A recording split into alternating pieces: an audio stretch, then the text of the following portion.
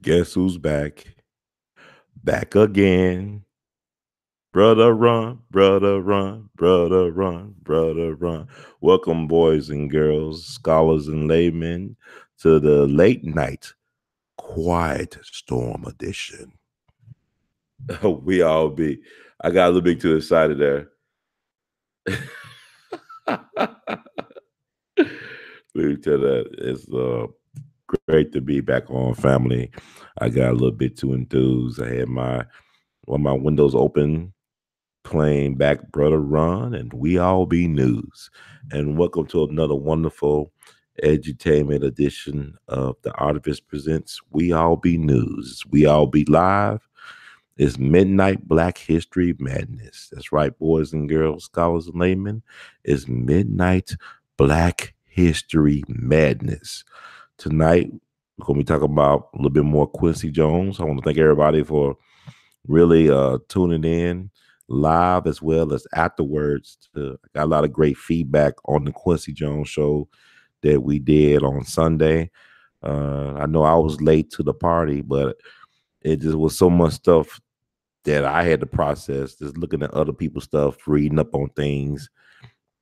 And like Baba Dick Gregory said, once you have those magic glasses, once the universe chooses you to wear those magic glasses, you can't take them off. So things was coming to me, things that a lot of other people looked over. Like people talked about, emotional stuff. I try to give y'all some facts. I try to name drop a little bit, like the art of spilling tea, name drop. Don't just accept everything because a person is considered successful. A lot of us get caught in that stargazing stuff, and that idolatry. This country worships everything. I mean, we worship celebrity. We love to worship celebrity. Like they said, I remember reading a New York Times article about Donald Trump. They interviewed his black girlfriend he had back in the day. Back in the, I guess, late 90s, he had a black girlfriend, and they're trying to figure out, was Donald Trump a racist based on his response or lack of a response to Charlottesville, what happened last summer. And people said basically what people were saying, like they interviewed some of his black friends and black associates, and they were saying he's not necessarily a racist, but he is fascinated by celebrities, whether it be black, white, or purple.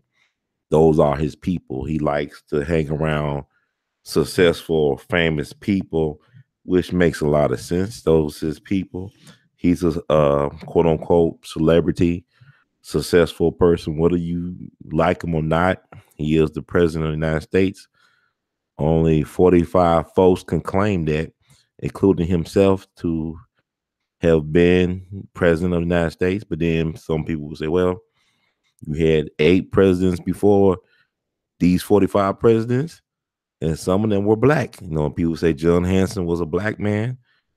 Dick Gregory, Baba Dick Gregory, said he was a black man. They said it was 8 Moorish or black presidents before George Washington. So I just, people say stuff and does not necessarily mean it's not true, because they just discovered that gorillas existed like maybe 100 years ago, maybe a little bit over 100 years ago. People thought that the people who were natives to the area where there are mountain gorillas, some of the so-called foreigners and visitors to those lands, thought that these people were talking about mythological creatures that never existed.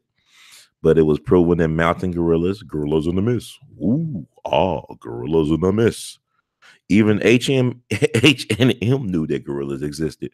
They made a whole clothing line for gorillas. I'm just joking, people. I kid. But it's so much to talk about. And sometimes you gotta have a sense of humor, especially if you're a black person in America. You must have a sense of humor. You won't survive taking everything so serious. Why so serious? You won't survive taking yourself so serious 24/7, because you got to be able to laugh. You got to be able to make fun of yourself and to, just get through. But we got a lot to talk about. There was unveiled the portraits, the official portraits at the National Portrait Gallery of the Obamas, and people are really having a field day. I don't believe in no such thing. There's no such thing as bad publicity. And I just want to congratulate brother Kehinde Wiley and sister Amy Sherrill for doing their thing, for being selected by the Obamas for this very important and historic occasion for the commission gallery to do portraitures of a president and a first lady. And man, they made a splash, man, because they got folks' attention. This was covered from coast to coast. The selection of the two young African Americans in their 40s, they're in their early 40s, so they're young, gifted, and black. So this is definitely an honor. Now, the first person of color to be commissioned to do official presidential portrait was brother Semi Knox out of Maryland. Brother Semi Knox did the official White House portraits for Bill Clinton and Hillary. We All Be actually interviewed brother Semi Knox several years ago. Is available on our We All Be TV channel. So he talks about his story, get the portrait artist. He's an older gentleman and a true elder of our community, and very successful. So we should know the name Semi Knox because he paved the way for brother Kehinde Wiley and sister Amy Sherrill out of MOOR. I think brother Kehinde Wiley is originally from L.A. He went to the famous Yale art school program, the famous Yale graduate art school program. A lot of phenomenal artists came out that program, including Chuck Close, the celebrated 20th century American portrait artist. But Kehinde Wiley, he paid those dues. He went through his thing. And I know a lot of people don't believe that the portrait of Michelle Obama looks like Michelle Obama. And when I first saw the portrait, I ain't gonna lie to you, I thought it was Kerry Washington. That's how I felt. But as an artist, I can appreciate the creative process, what they had to go through.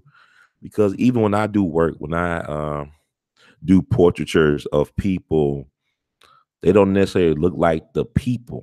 I do stuff in abstract. You may call it abstract expressionism, whatever, abstract, maybe a little bit cubism. My thing is to capture the essence of a person. It's not to make it look like exactly like the person. If you want that, you take a photograph. You don't need paintings. I think it's about how the artists view their subject, because people been saying for years that when you look at the Mona Lisa, it's one of the most beautiful women in the world, right? The Mona Lisa, the Mona Lisa, you could see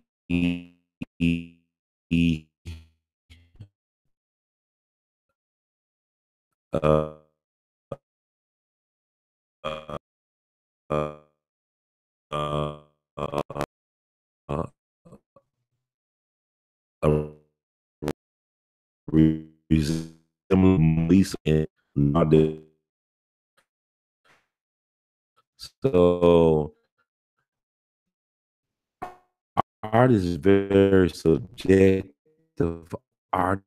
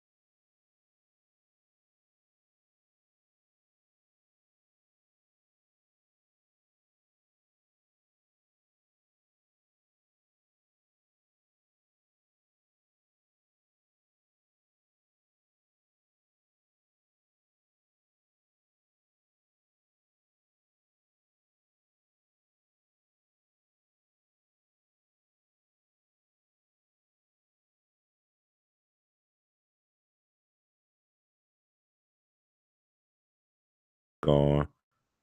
I was having issues with connectivity, but I was talking about the MLK Memorial and the controversy around that. It was not as well publicized, so we couldn't really have an extensive public debate like we should have had over 11 years ago about who was actually in control, excuse me, of creating the MLK Memorial. Now we know that the Alphas, MLK's fraternity, they led the charge in fundraising. They've been trying for years to get a MLK Memorial established in Washington, D.C. But my issue, and well, some other Black creatives' issue, was the fact that a Chinese national was chose to create the sculpture for the MLK Memorial, and a white architecture firm was chosen to help create the entire project with the sculpture.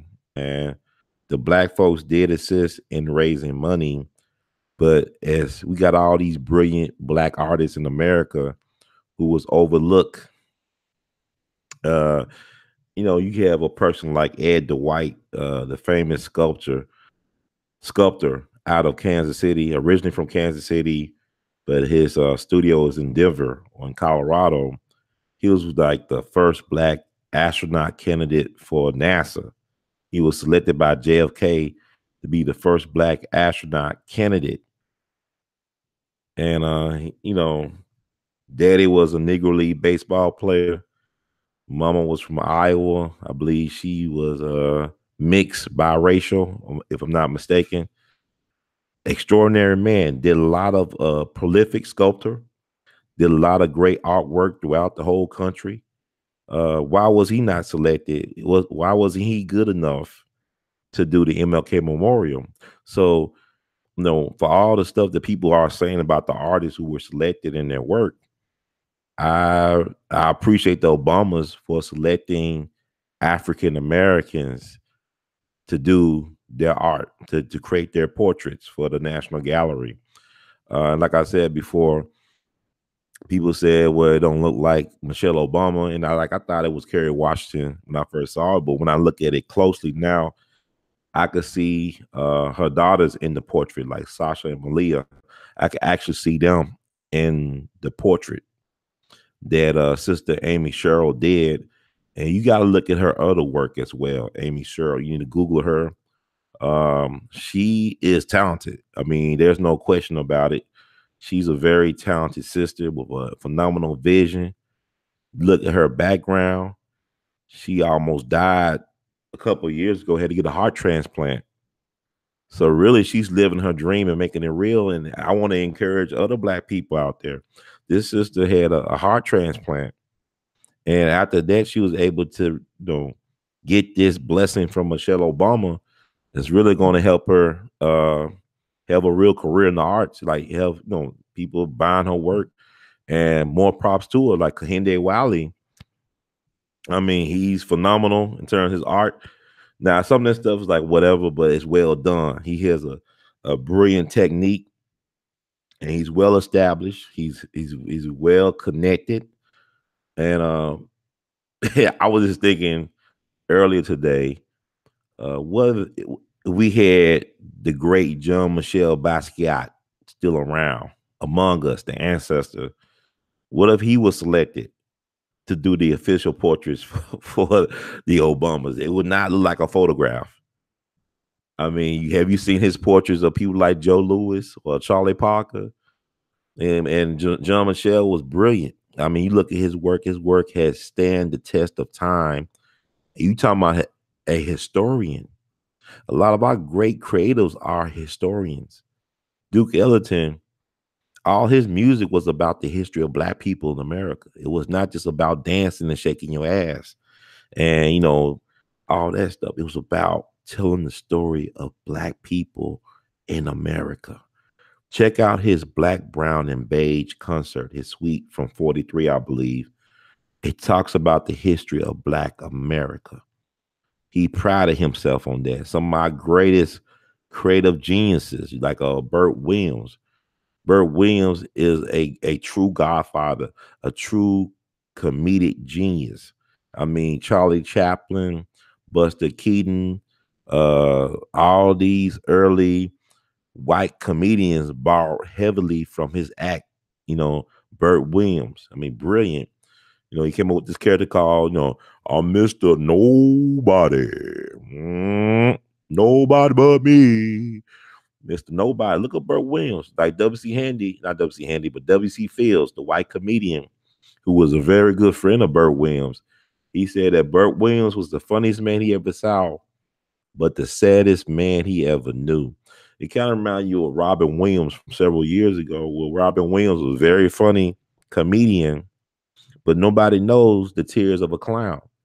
You know, he was very, as we know, he committed suicide, had some other issues going on, but he still made people laugh.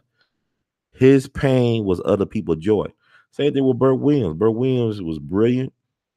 At one point, was getting more money than the president of the United States. I mean, he was one of the first recording stars. I mean, his stuff was selling. You know, his songs were selling. He did a couple of movies. He starred in the Ziegfeld Follies, which was kind of like Saturday Night Live for Broadway.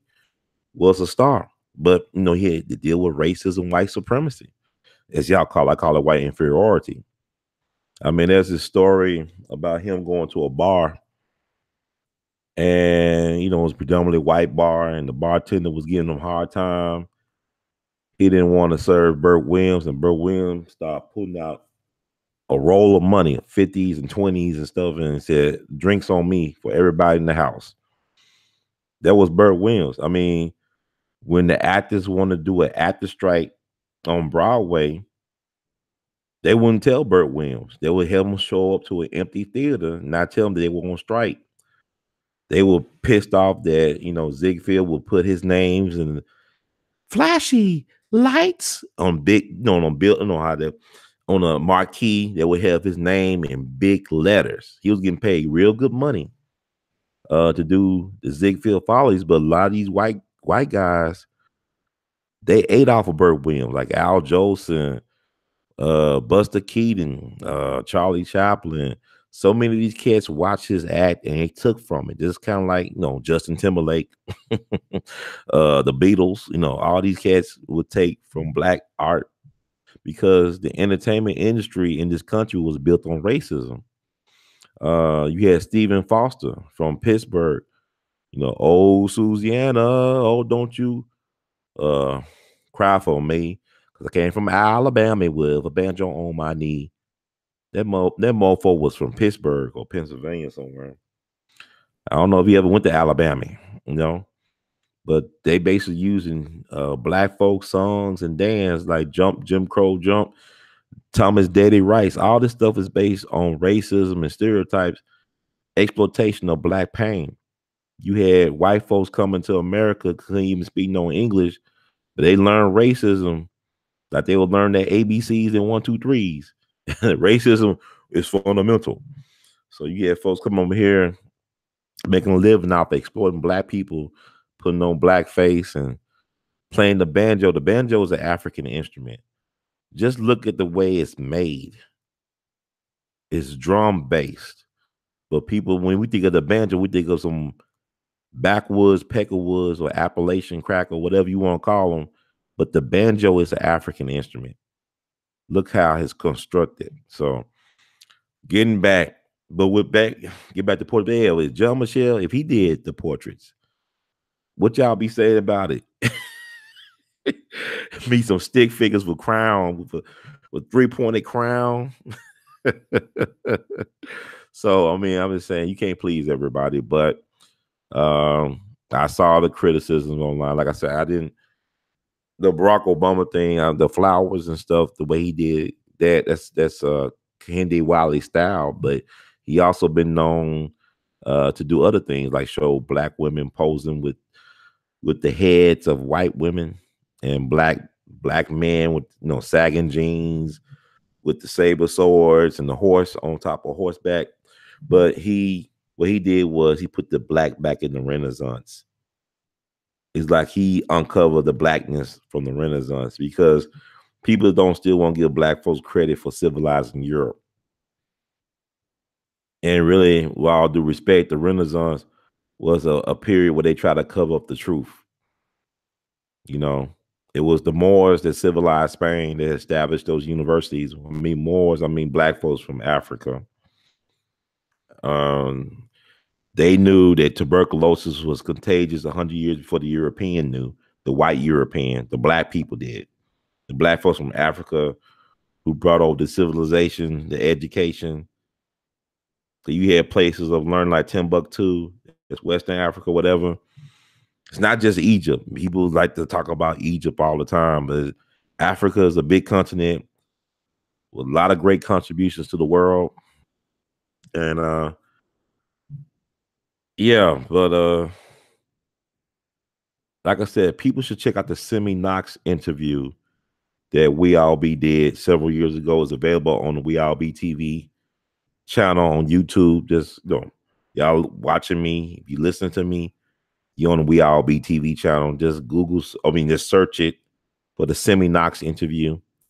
The first person of color to be commissioned to do an official White House presidential portrait, because you still got the White House portraits that need to be done.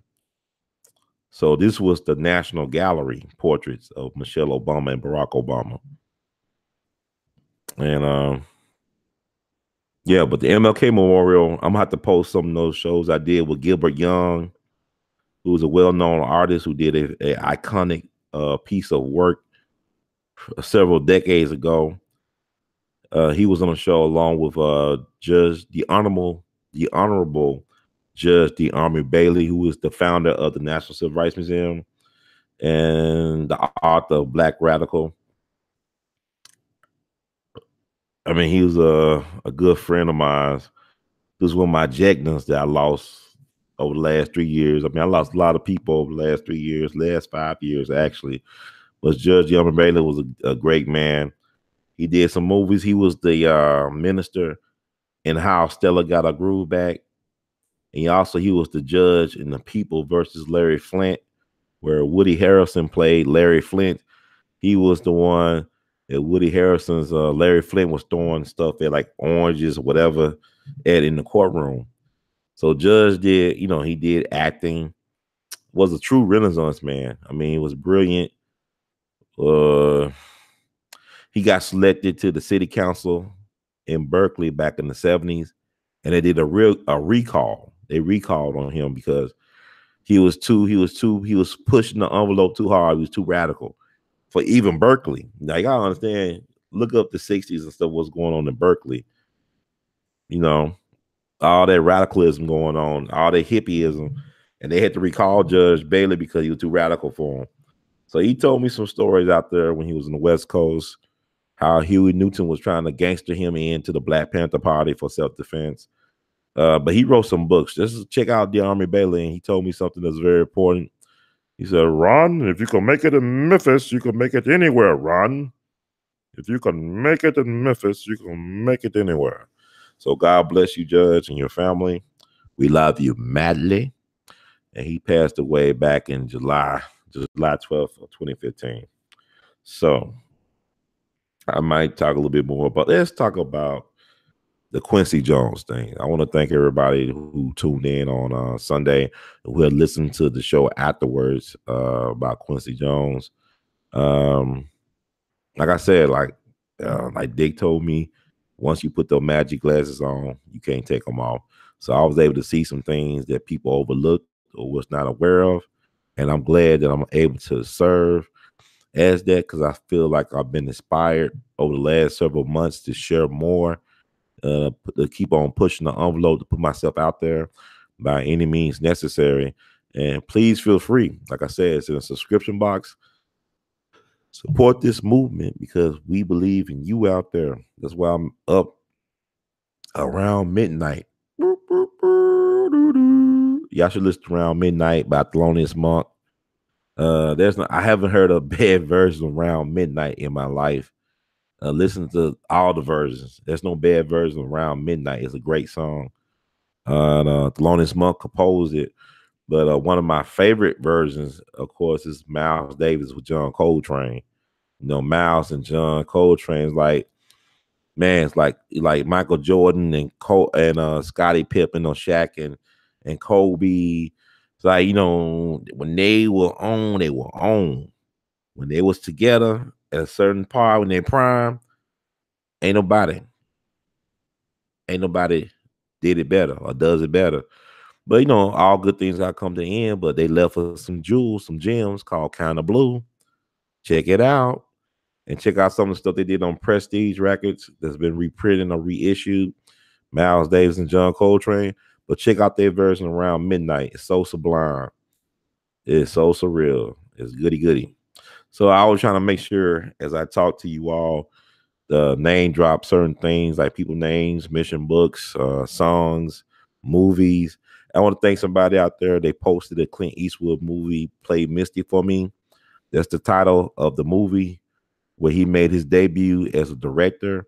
And also he was the actor in the movie. He played a jazz radio DJ out in California who was being stalked by a very obsessed fan, was stalking him. But the movie's title comes from a song, Misty, that Earl Gardner made very popular. Yeah, check out Earl Gardner. And because we were talking about on Sunday too, Jimi Hendrix was brought up because Quincy Jones said that Jimi Hendrix was threatened or he was afraid to play with the people he assembled for his album. And I offered a reason why he might have been kind of hesitant because he couldn't read music and he knew these guys was like, I tell y'all the Miles Davis story, right? Which could be found in Miles Davis' autobiography about his experience with Jimi Hendrix, who led a band called The Experience. So anyway, y'all can listen to that podcast. But let me talk a little bit about not that long on Quincy Jones. I just wanted to bring up something pertaining to Quincy. The response from Marvin Gaye's family, in particular, one of his sisters responded to what Quincy said about her brother having an affair with Marlon Brando in his Vulture interview. And, like I said about Quincy, he got 28 Grammys. He's a brilliant musician, a brilliant visionary. But I can't just take everything he said as the gospel truth. It needs to be vetted like anybody else. And anything else, he needs to be vetted like anybody else, including me. Just don't take my word for it. Don't take my word for it. You should do your research. And that's why I'm trying to encourage people to think alike. You got to treat so-called leaders like the mailman. You got to treat anybody that claim to be a leader like a mailman. If they got some good information, run with it. But don't try to run with them because trust me, if you're a human, you will disappoint some people. Because being human means you have to break some promises and disappoint some people. So I'm gonna find what sister said. Yeah, I got it. I find it. And thank you all for staying up with me. Support the movement. Like I said, it's in the subscription box. You can do a super chat, whatever you do by any means necessary. We love you madly. That's why we up tonight doing what we're doing. Yeah, I want to read what sister said. Ziola Gay, what she said. And y'all do know that Baba D. Gregory did the eulogy at Marvin Gaye's funeral. Baba Gregory was real close to Marvin Gaye. So he knows some things about Marvin, but he's no longer here with us. So, it would have been interesting to get Baba D. Gregory's feedback on Quincy. Because I'm sure he'll be spilling some tea about Quincy, but it is what it is. The elder did what he had to do.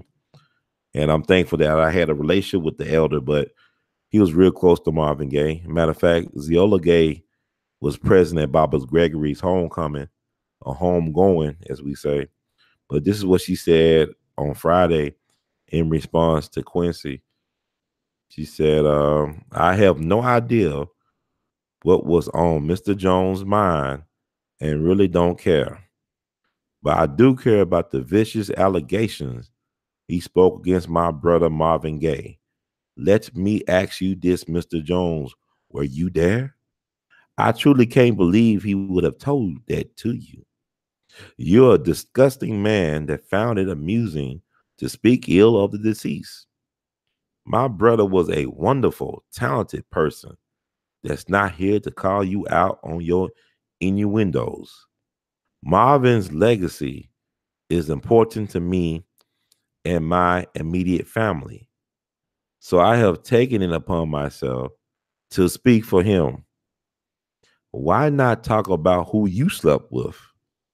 Not that I care, but for the sake of whatever, let's say he did. Did that take away his God given talent and the beautiful music he left us? His love for family? His love for his fans? I don't think so. You should be ashamed of yourself, Mr. Jones. There's no respect for you from me or my immediate family. You are a miserable human being, and I'm asking God to heal your wicked heart. Ziola Gay. So I'm gonna say, she didn't necessarily say that it wasn't true. She was just saying, why are you spilling telling everything, and why don't you talk about you instead of talking about the dead? Because you know they will sue his ass. Thin lines, you don't remember Robert Dick? They sued his ass. So, uh, you know, people gotta understand something. Hollywood is something else, man. I mean, I don't know how many of y'all ever been out to LA and out to sunny California and all that stuff. Cali ain't what you think it is. It's pretty out there, pretty women, beautiful weather, beautiful trees. I ain't talking about these trees. I'm talking about like trees growing from the ground, like branches and shit. I'm talking about like when lining the streets. I just like fell in love with their trees. I mean, they had some beautiful, gorgeous, distinctive trees full of, to me, personality and character, because they're living things as well too. Trees are, but I'm not talking about those type of trees. I'm just letting it make clear. But I heard some things about Marvin Gaye. You got to think about it. He grew up in a household where his father's a minister who cross-dressing. I mean, his father will be cross-dressing, sitting at the dinner table with his family.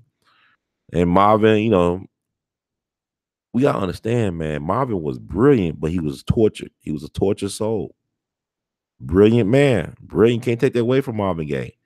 I mean, but he leveraged his bipolarness, whatever it was, and made some genius music. See, that's winning to me, because in spite of his conflictions and all this shit that was going on with him, he thought enough of humanity to leave some brilliant shit behind. Because what's going on, all this shit is still relevant today. And as far as his sex life goes, he married Barry Gordy's, one of his sisters, and she was way older than he was. And I like what Marvin Gaye does, man, because his music is his autobiography. Y'all know, like "Hear My Dear," that's about his breakup with Barry Gordy's sister. I mean, yeah, that's about his breakup with her. Brilliant music from his misery.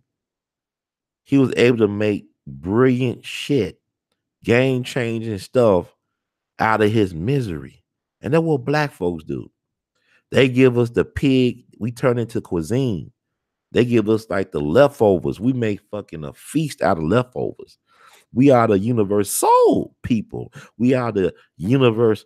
We the universal alchemists. We turn shit into gold. That's who we are. But what we got to understand in this period is to use those gifts to help ourselves more than we help anybody else. Because what we fail to understand as black people, if you are black or melanated, whatever the hell you call yourself, is that when we help ourselves and help each other, we're actually not only helping the world, we're saving the world. It's up to the original people to save the world. It's like with this Black Panther stuff. I'm going to see the Black Panther movie, but the thing about it is that the Black Panther is the creation of the white man. You know, The Black Panther is creation of the white man. Black Panther was created by Jack Kirby and Stan Lee. These are white guys. And yet black folks, we're feeding into that. We're making it larger than life. It's like with Henry Ford, the automaker. He was able to get black folks come up to Detroit during the Great Migration to manifest his dream of a automobile empire. Black folks helped build Detroit. Black folks helped build Ford Motor Company and General Motors. Black folks helped manifest those Cadillacs.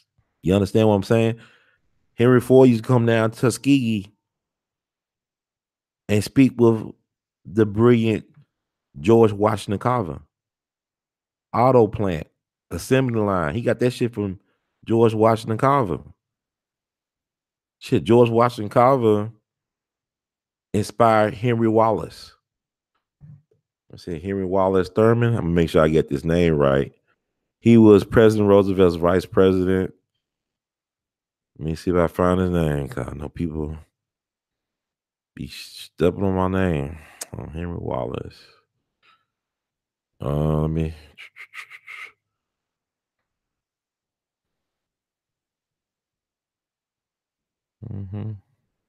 Yeah, Henry Wallace. Because George Washington Carver was staying with Henry Wallace's family in Iowa when he was going to school up in Iowa, because the campus that he was going to school at would not allow black folks to stay on campus. So he was able to influence this Henry Wallace when he was a little kid. And Henry Wallace ended up founding a company that was sold to DuPont for like $9 billion around 1999 or 2000. Look it up. Henry Wallace was inspired by George Washington Carver, to go into this field of work. And he was Franklin Roosevelt vice president. And then they replaced him with Truman. And Roosevelt ended up dying within 82 days after Wallace was replaced by Truman, and the rest is history. But if y'all study history, learn about Henry Wallace, because you tell me what they talk about Russia, they talk about Donald Trump and Russia. There was a lot of suspicion upon Henry Wallace and his relationship with certain foreign elements. I'll just say that. A lot of intrigue, but if he would have became president, a lot of things might have been different. Might not have been a need for a civil rights movement. Who knows? I mean, but things happen the way it happened. But look up Henry Wallace and George Washington Carver. His company was Hybrid Corn Company. And he sold it to DuPont for like $9 billion back in 1999.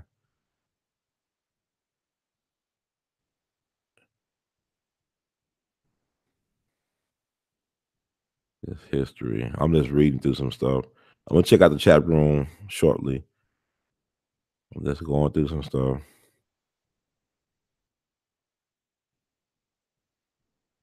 Yeah, Henry Wallace started the company in 1926 with just $7,000 in capital. He married well. His wife had an inheritance. He used that money to start his company. And let me see.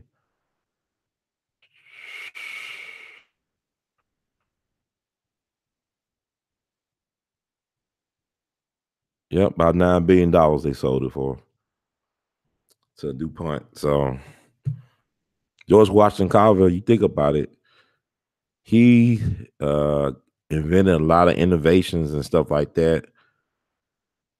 If Tuskegee had control of his patents, the stuff that he actually did that made money for a lot of white corporations, I think Tuskegee University would have a endowment that was way bigger than Harvard University's endowment. So that's why it's so important to control our intellectual property, because intellectual property creates generational wealth. Because George Washington Carver, he did so many things, but yeah, he didn't secure the patents on the stuff he actually helped innovate, the things that brought in the big bucks for all these different corporations. But had he did that and gave it to Tuskegee, man, Tuskegee will have more money than these Ivy League schools put together, I believe. I really do believe that. But I talked to people who were and are associated with Tuskegee, and they told me a story about George Washington Carver did not really care about money, and that he was working for all those years down Tuskegee and really never cashed his checks. He just have a whole bunch of checks in his dresser drawer.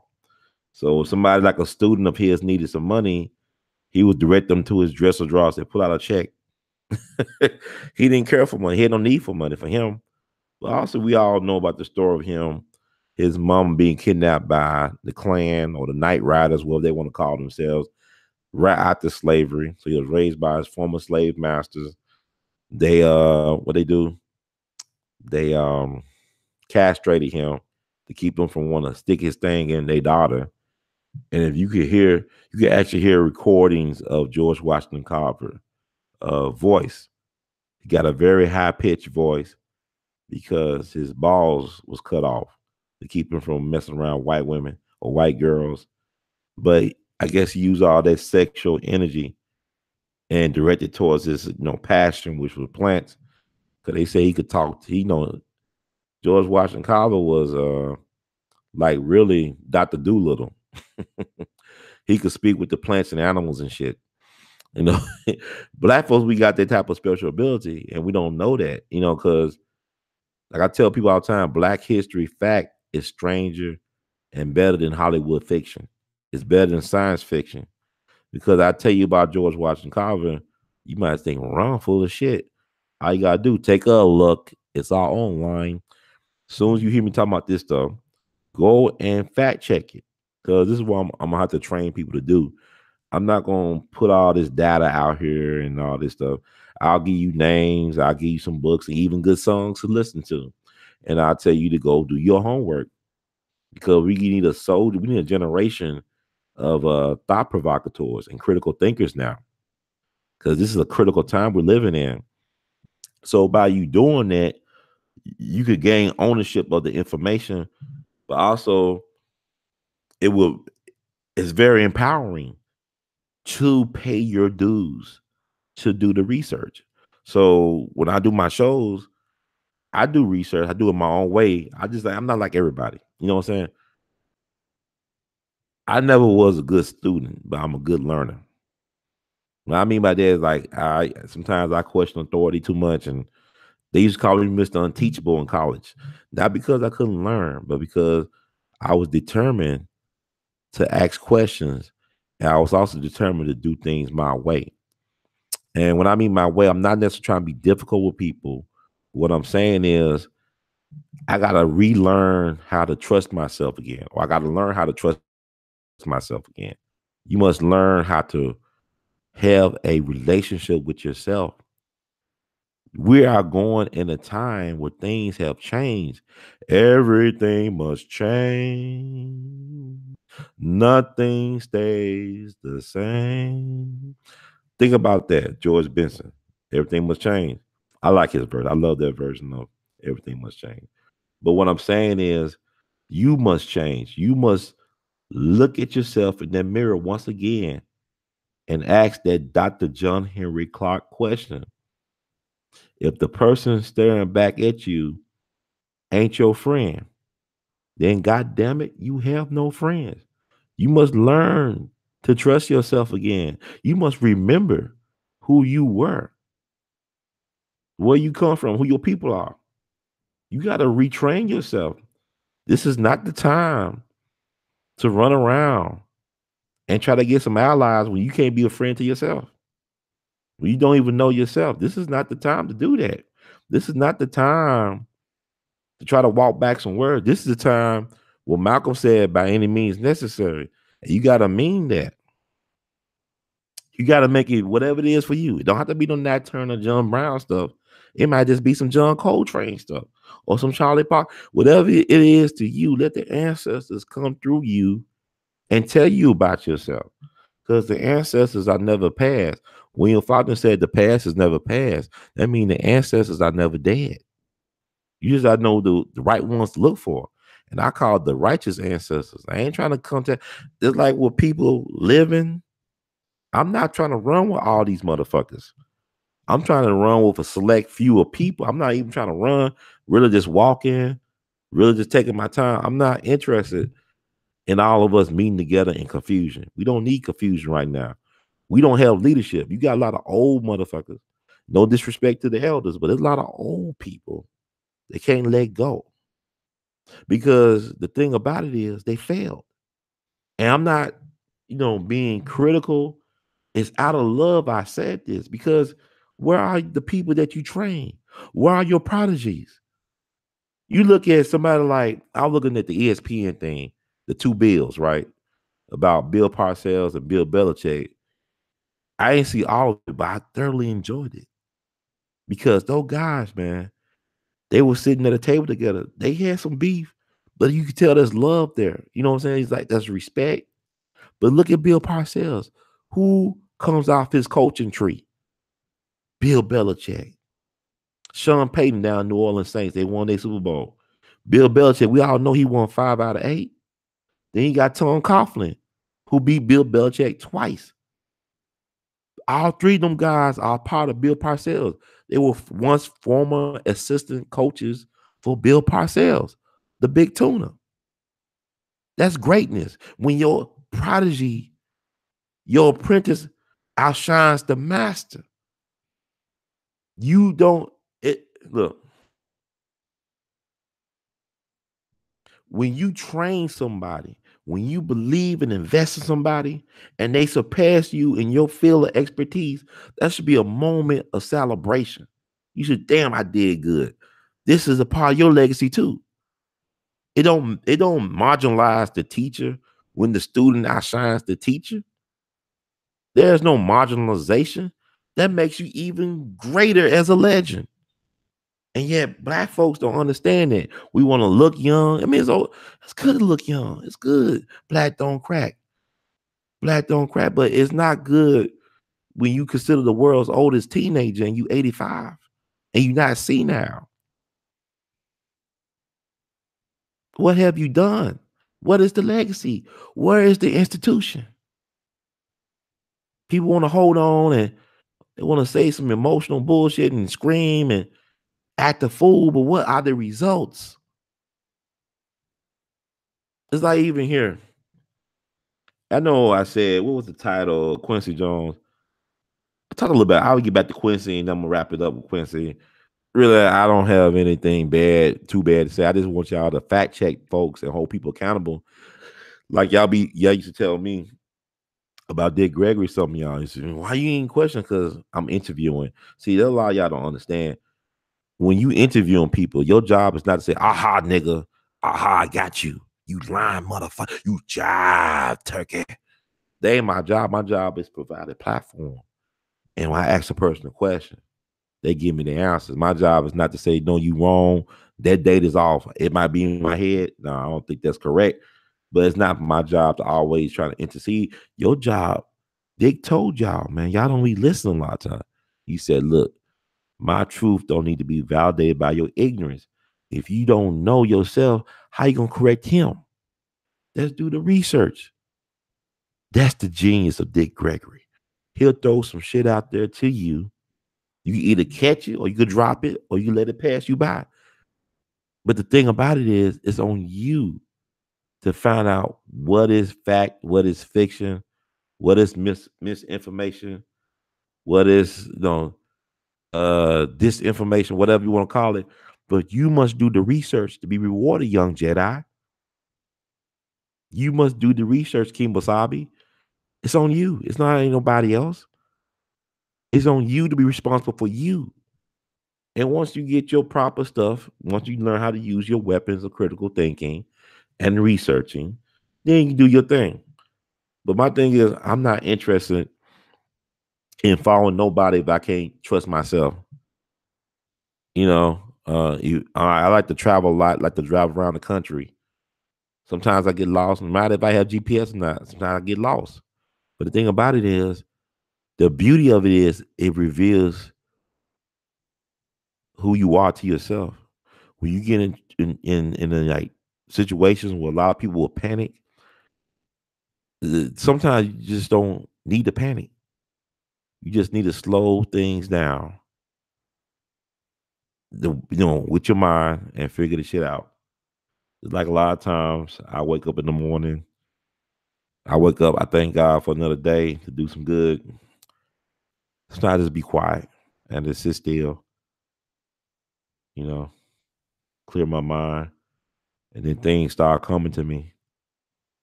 And sometimes I follow up, sometimes I don't. But when I do follow up, I'm rewarded with a blessing. And my thing is,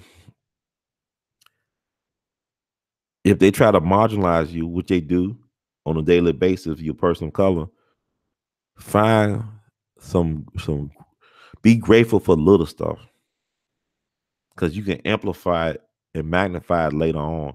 Just be grateful that I woke up, man. I know it sounds corny, but you woke up. I could see, I could feel, you know, I have options. That's good. And then you do what you got to do. And my thing is, I got a lot of things I want to get done. But if I only get 2 or 3 things done in a day that need to be done, I'm thankful for that. Because hopefully God will give me another day to do the rest of the work. But it's like the Black Panther thing, man. Um, White folks' imagination show is strange. I'm paraphrasing what Josephine Baker said when she was walking around France or Paris with a cheetah on a leash, and white folks trying to figure out who's more animal, who's more exotic, who's more wild, the cheetah or the leopard, whatever she had on Josephine Baker. And a lot of us like to play in the white folks' fantasies and stuff about who they think we are. And what's interesting is people got to understand it's not important of how they think of you. It's more important that you know who you are, not what other people think about you. Like, do you know who you are? Do you know why you here? 'Cause a lot of times people think we come here just to get a good job and good education, good job, raise a family.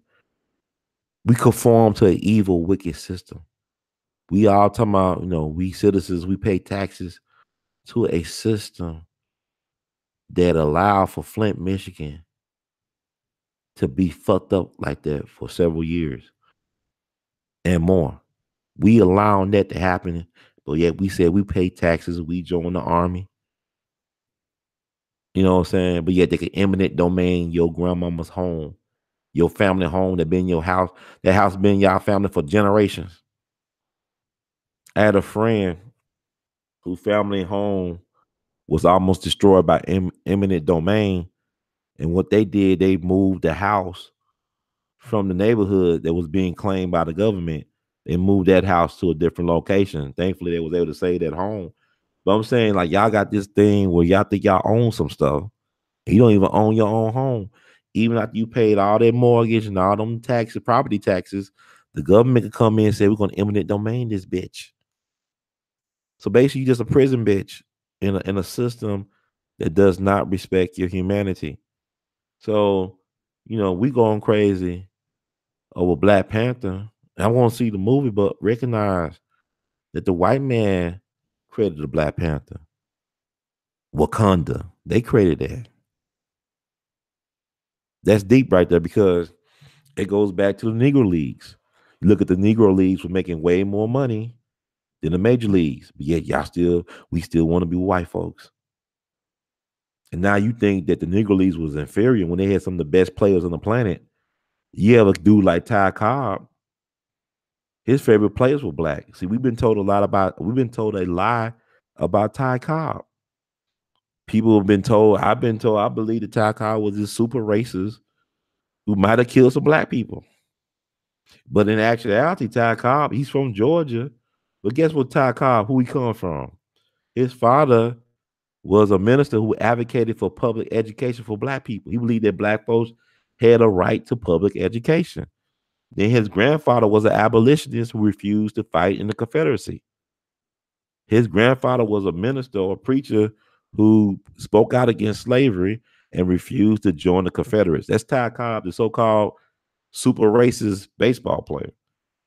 So if white folks will lie on one of their own, think about the lies they're telling about you that you've been believing all your life. It's like King Leopold. You know, they talk about Hitler, but they never talk about King Leopold, right? But guess who exposed King Leopold to the world before anybody else? It was a black man, George Washington Williams, who was one of our first black historians in this country. This man fought in the Civil War for the Union when he was 14 years old. And he went over there. He thought the Congo was the promised land. So he wanted to move to the Congo. He actually met with King Leopold. This back in the late 19th century. He actually met with King Leopold. And then he went to the Congo and he found out the truth. And he exposed these bastards. One of the first people to do it, a black man from America. Descendants of enslaved Africans did that. And he was portrayed by Samuel Jackson in that Tarzan movie that made a lot of money a couple of years ago. A lot of don't believe it. They don't sound, but he actually existed. George Washington Williams, look him up. Wrote some of the early history about black folks in this country.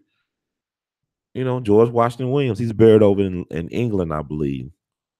He died, I think, of tuberculosis or something. You know, one of them sicknesses they had. Supposedly, he could have been poisoned, but he confronted King Leopold. He met with this lying devil, bastard, degenerate. All them millions of Africans he killed, and y'all still go crazy over diamonds, and diamonds are worthless. They're only worth something because white folks say it's going to be worth something because, you know, they can take anything like Bitcoin. I'm not knocking Bitcoin. Please don't construe this as knocking anything, but things are only worth something if we believe it's worth something. Things are only worth something if you believe and you manifest the reality. You whatever you believe in, it gets manifested. It's like with lottery. You know, the lottery could start with just $1, but end up being $1 billion lottery because people to manifest, they invest their energy, not just their dollars, but you invest your energy. So this system sucks your life out of you. So you talking about some Illuminati blood sacrifice, Hollywood. This whole system is sucking you dry. And it's not even for you. It does not benefit you. Wars are blood sacrifices that are fought to make the elites profits and to control resources. Wars are not fought for moral reasons. They're fought for financial reasons. Once again, wars are not fought for moral reasons. They are fought for financial reasons.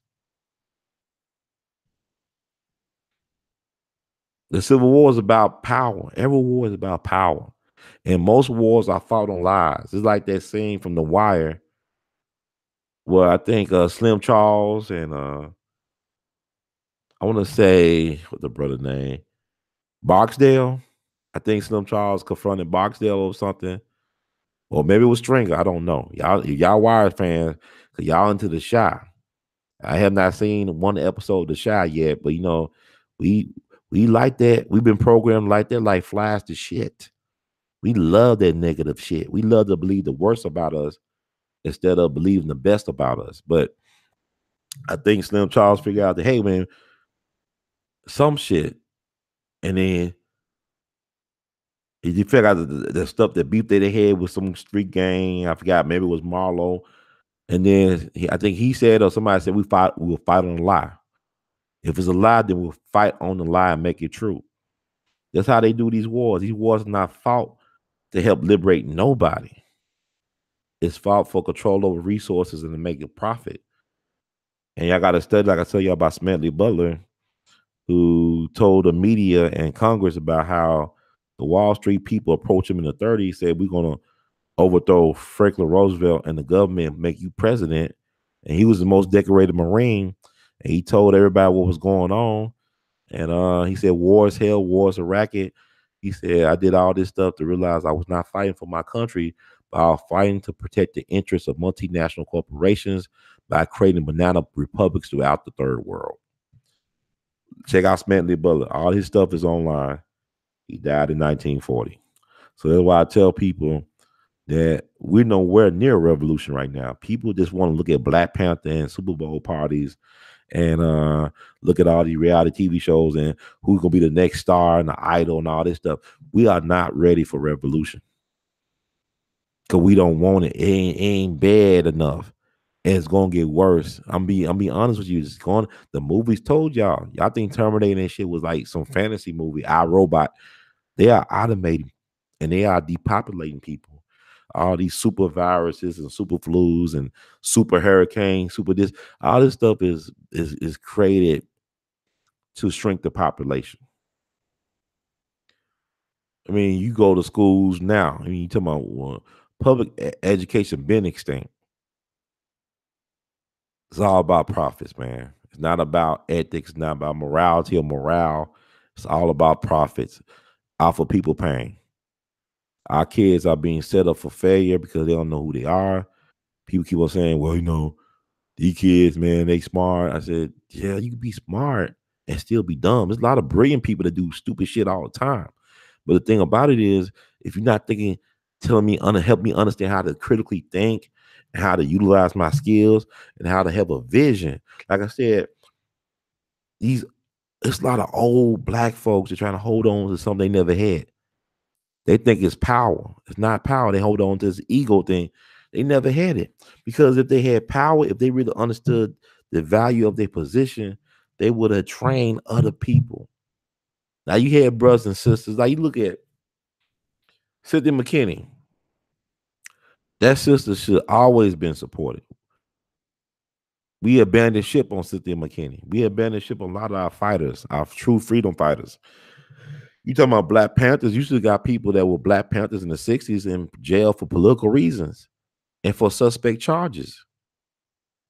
We talking about fight the power, but yeah, we were to go to a movie premiere or to a special screening and dress up as the Black Panther, but we don't want to pay those dues. We don't want to pay the revolutionary dues because we don't want to have those generational blues. But it is what it is. People talking about Michael B. Jordan posing for GQ in the magazine with the Black Panther stuff, regalia from the 1960s, and you talking about having a superhero we could believe in. See, we hurt so bad that we gotta self-medicate through fantasy. We are hurting so bad that we gotta self-medicate through fantasy and mythology. And we should be wanting to make it real. You can't. Nobody can fight for an oppressor. Even John Brown, even him trying to get Harper's Ferry, it wasn't up to him to free the slaves. The slaves gotta want to be free. They gotta want it. They gotta be willing to die for it. It's not on John Brown. It's on the enslaved African. It was not on anybody else. Nat Turner, John Horse. Look at all our ancestors, man. People keep on saying, see, people are programmed because people keep on saying, well, why are they not teaching this in school? You keep on calling this place a school. It's not a fucking school. It's daycare. It's indoctrination. It's a menticide camps. What y'all calling schools ain't schools. It's menticide camps. And like Malcolm say, this is my favorite quote besides the media quote from Malcolm is like, only a fool will let their enemies be the primary educators of their children. Only a fool will let their enemies be the primary educators of their children. You say you love your children, you care about your children, but yet you let your children get eat up by this system, by the soft bigotry of low expectations. You let this system chew them up and spit them out. You got the damn nerve to tell you care about these children. All you care about is some materialistic shit. Because you know why we so materialistic? Because we hurting. We got to self-medicate by buying all this shit we don't really need. But it's not for me to tell me. It's not on me. It's not for me. It's not my responsibility to tell you what you do or do not need. But recognize that the void that we try to fill won't be filled by this system.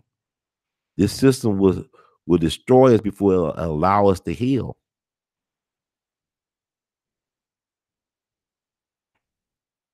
I think there's a saying, you can't tear down the master house using the master tools. But you existed before the master had a home. The master was living in caves. You living in castles. So you existed before the so-called master. And really you was the master. Your master, you was his master. It's like I compare what's going on with black people right now to like how you go to the grocery store, to a restaurant, like Judge Brown talk about how the kid be acting out